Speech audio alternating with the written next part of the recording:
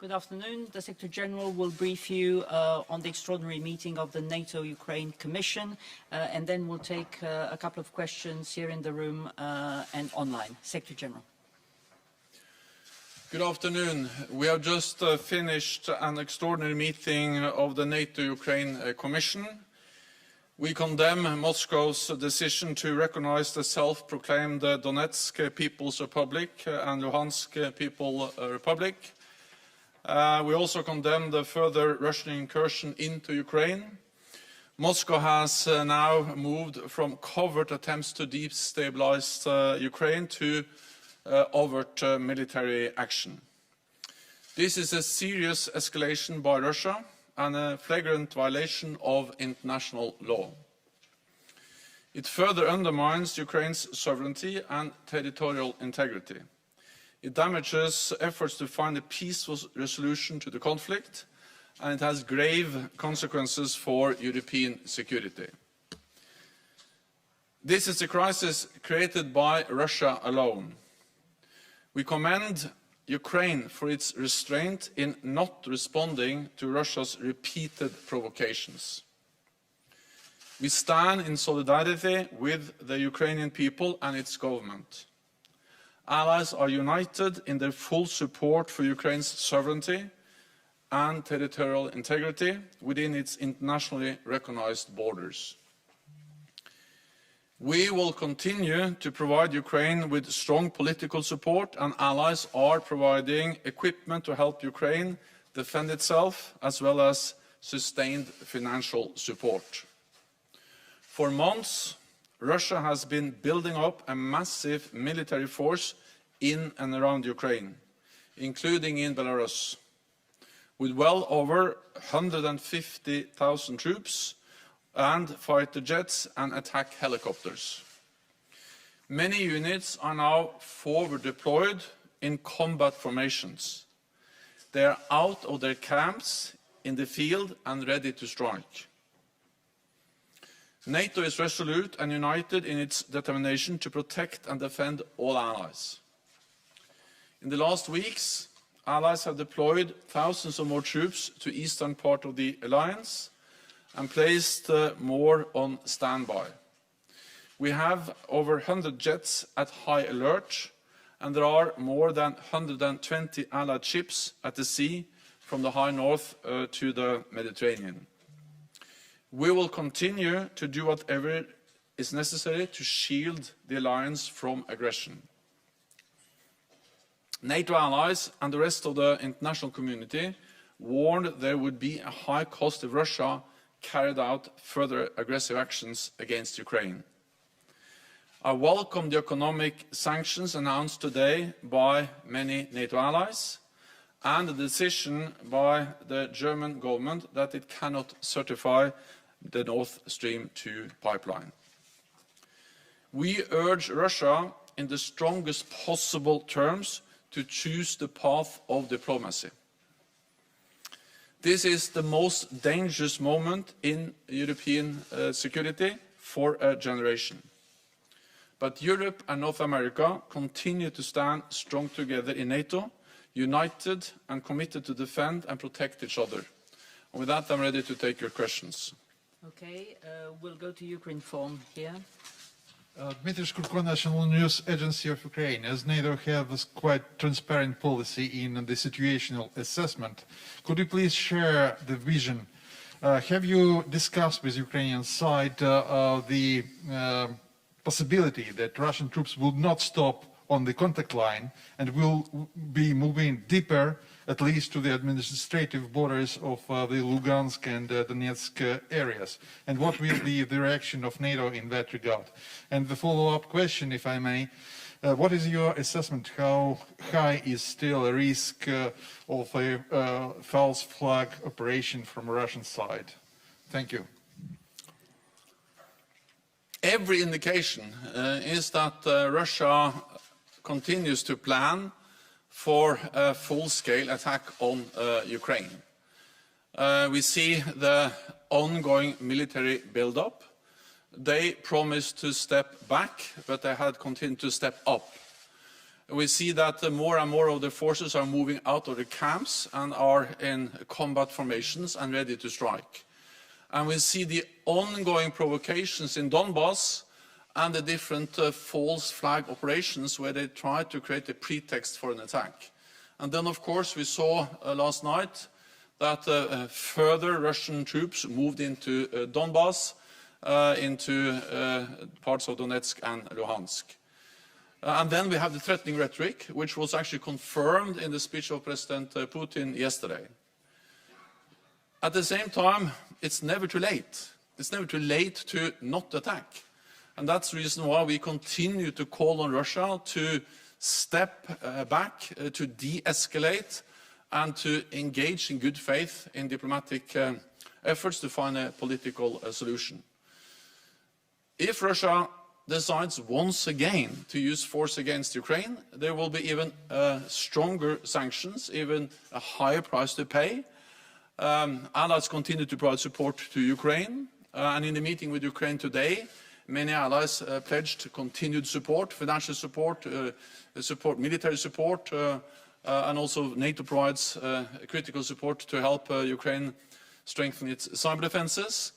And of course, NATO's main responsibility is to make sure that there is no aggression against any NATO allied countries. So we have already increased our presence in the eastern part of the alliance, and we're ready to further increase our presence in the eastern part of the alliance if necessary. Associated Press.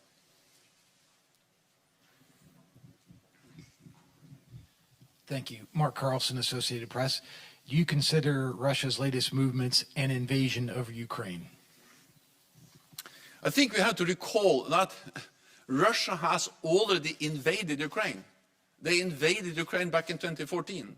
They annexed a part of Ukraine, Crimea, and since 2014 there have been Russian military units, forces in Donbass, in Donetsk and Luhansk. So what we see now is that a country which is already invaded is suffering further invasion. And with more Russian military presence. And this is, of course, even more serious because this comes on top of the recognition of these so-called People's Republics in Donetsk and Luhansk. So what we see is further invasion of a country which is already invaded. We'll now go online to Greg Palkett from Fox News. Thanks very much, Juana, and thank you, Secretary General. I really have to be precise about this because there's been a bit of confusion. You say last night further Russian troops entered the Donbass. Do you have evidence that Russian troops, vehicles, men, gear have moved from Russian territory into, well, it's really Ukrainian territory, but it's the occupied Donbass? Do you have evidence of that? And if so, that is an invasion, correct? And if so, have you changed your posture at all? But specifically about that point, do you have evidence that new Russian troops have moved from Russia into the Donbass, that is the occupied territory of Ukraine? Yes, and I think again we have to understand that Russia has been in Donbass for many years, since 2014. But that has been in a covert operation where they have denied their presence. But the so-called separatist has been controlled by and supported by Russian troops, Russian special operation personnel for many, many years. So Russia has been present in different covert operations in Donetsk and Luhansk for many, many years. What we see now is additional Russian forces and troops moving in. This makes the whole situation even more serious. This is a step change. And then this is combined with the recognition of these territories, which are inside the international recognized borders of Ukraine as independent states. So this is adding fuel. This is making it more dangerous and more serious. And then on top of that, we also see the continued Russian military buildup and preparation for a larger scale attack on Ukraine. Okay, we'll go to Nicolas Barotte from Le Figaro.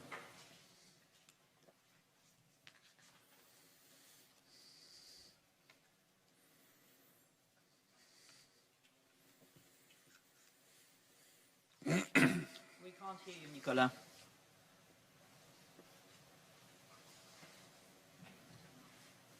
You'll need to unmute yourself. Do you hear me? Can you give us a precise view on the military forces and assets that are deployed by Russia near the border and in Donbass and the forces from the separatists? You talked about 150,000 troops, but could you be more precise? Thanks. Well, what I can say is that Russia has well over 150,000 troops. In addition to that, of course, there are air forces and naval forces also close to Ukraine. These forces are partly inside Ukraine already, in Crimea and in Donbass, and partly close to Ukraine's borders, both in the east, but also in the south. And also in the north, partly in Russia and partly in Belarus. And these forces are combat ready, tens of thousands of combat troops, but also all kinds of enablers, missiles, armored vehicles, battle tanks, drones,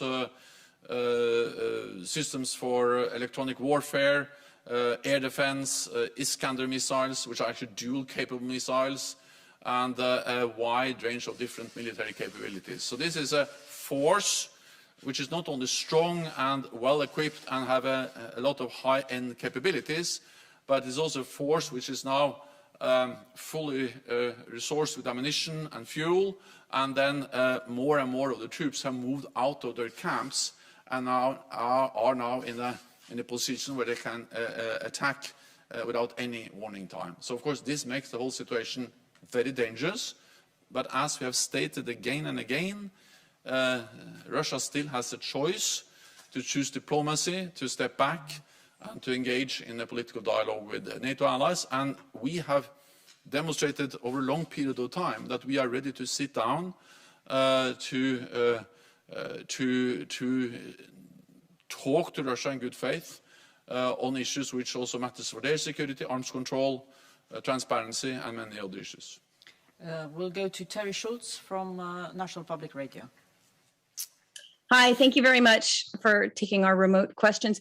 Mr. Secretary General, do you worry that that Russia is declaring that it will also recognize this sovereignty, can't see my fingers, over parts of Ukraine that are currently controlled by Ukrainian forces? That seems that it would make the probability of conflict a lot higher. And with the Baltic states and other neighboring allies calling for yet more support, even more than NATO has done so far, what more can you do right now practically? Not what you've done so far, but what more can you do in the very near future, in the next days, to reassure those nervous allies? What you have seen is a bit mixed signals from Moscow on whether they have recognized the territory between the Russian border and the contact line, or recognized as Donetsk and Luhansk People's Republics, the whole territory of the two oblasts. But anyway, this is a step change. This is further increasing the threats and the violation of Ukraine's territorial integrity and sovereignty, just the fact that they have recognized these entities as independent states. And that's the reason why we condemn it so clearly, and also the reason why we welcome the sanctions that NATO allies today in different formats have decided to impose, and also why I welcome the decision by Germany to stop the approval of the Nord Stream 2 project. We have already increased our presence in the Baltic states. We did so after illegal annexation of Crimea in 2014, and we have also done it over the last weeks and months. Then we have plans in place. We have forces available to reinforce further if needed. We will do that in a defensive way. Our purpose is to prevent the conflict, is to reassure allies, and of course NATO's core responsibility is to make sure that there is no room for any miscalculation about our commitment to protect and defend allies, and by that also prevent any attack on any allied country. For the next question, we'll go to Jeff Shogo from Task and Purpose. Thank you. Mr. Secretary General, has the NATO response force been activated? If so, how many troops are deploying to Europe? Thank you. The NATO response force has been put on higher readiness. We did that several weeks ago, but it has not been deployed. What we have deployed are other units from NATO allied countries. The United States has deployed troops and forces in Europe. I met some of them in Romania a few days ago. Germany has deployed more troops to Lithuania. The United Kingdom has doubled its presence in Estonia with a battle group there, and other allies, including Spain, the Netherlands, Denmark, and many others, have decided to send in troops, ships and planes to reinforce our presence. And France has also made it clear that they are ready to lead a battle group in Romania. So far, we have increased the readiness of the NATO response force, but we have not deployed the NATO response force. Thank you. For the next question, we'll go to Ketevan Kardava from Imedi TV.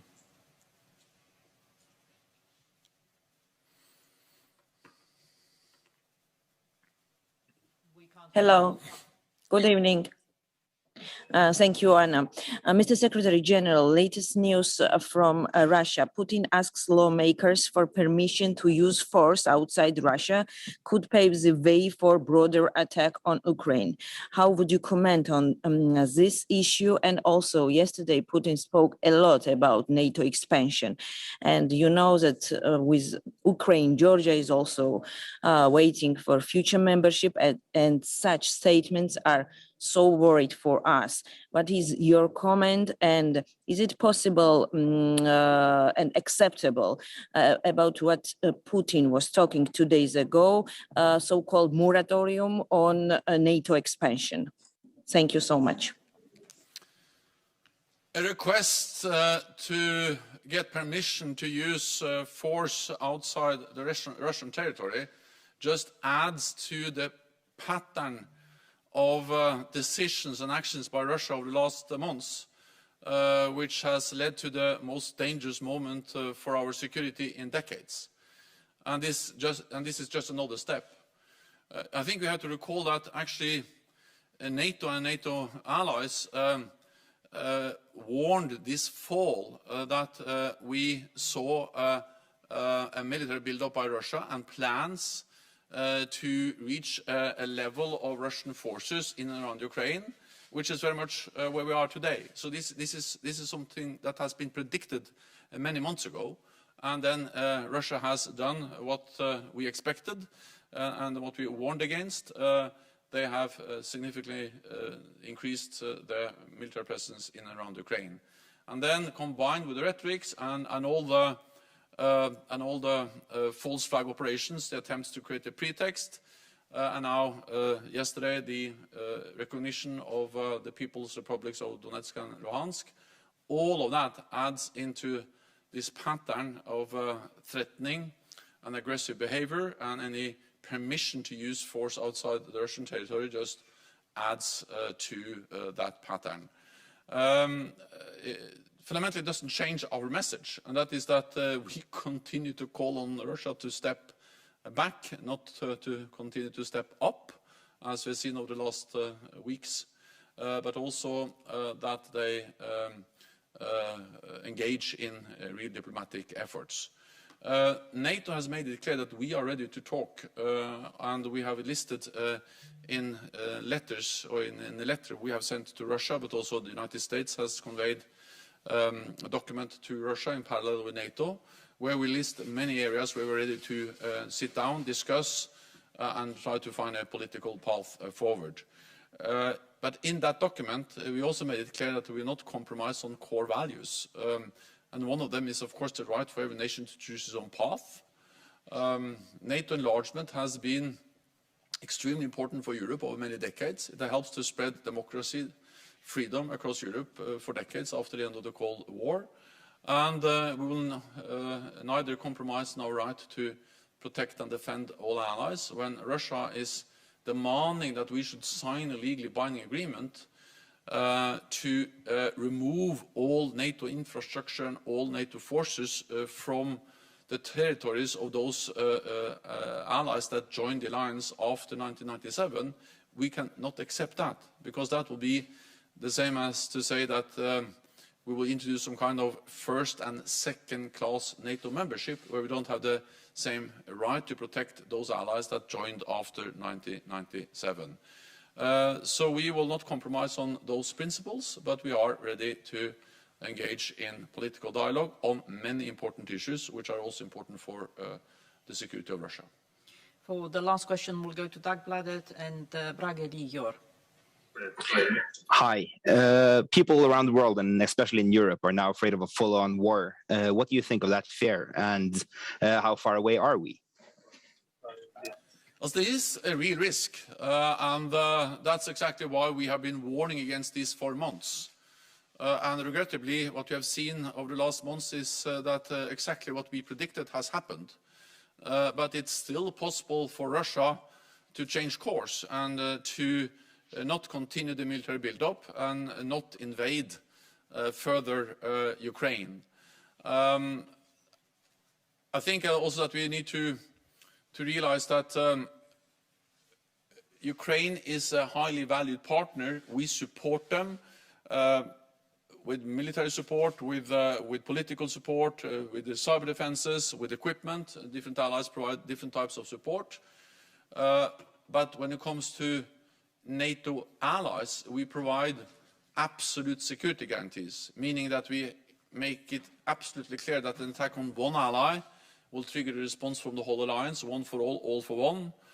And that's also the reason why NATO has increased its presence in the eastern part of the alliance in a defensive manner, to make sure that there is no room for miscalculation about our ability to defend all allies. And as long as we do that, we will prevent an attack on NATO allied countries.